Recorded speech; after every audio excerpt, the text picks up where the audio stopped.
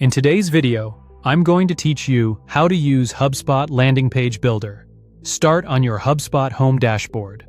Open the content menu at the top and choose Landing Pages. A landing page is a focused page designed to drive one action, like a sign-up or download, by removing distractions and highlighting a single clear call to action.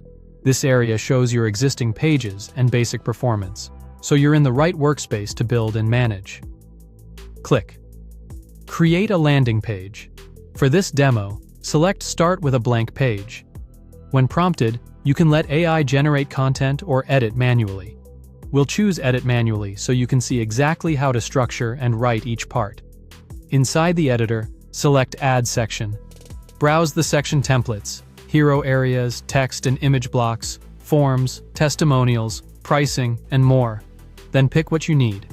It drops onto the canvas where you can click to edit text, swap images, and set a strong primary button label that matches your offer.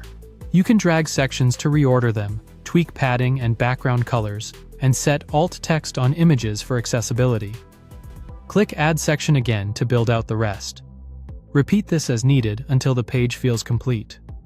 A reliable flow is a clear hero with one CTA, a short benefits section, trust signals like testimonials or logos, and a simple form. Keep copy concise and avoid competing CTAs.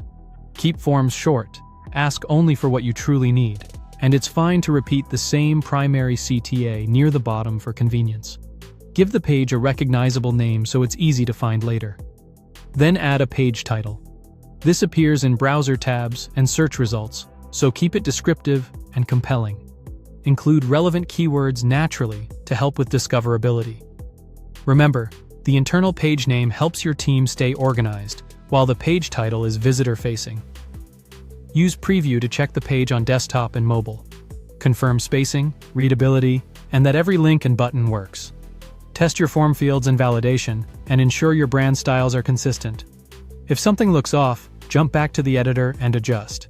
Pay special attention to mobile stacking, image cropping, and color contrast, so text remains legible and tappable elements have enough space. When you're satisfied, publish the page if you have permission. Make sure your domain is connected and assigned, and set a clean URL slug before confirming. If you don't have publishing rights yet, your work is saved and you can publish later. If stakeholders need to review first, keep it as a draft and share the preview link for sign-off. Thanks for watching, subscribe for more.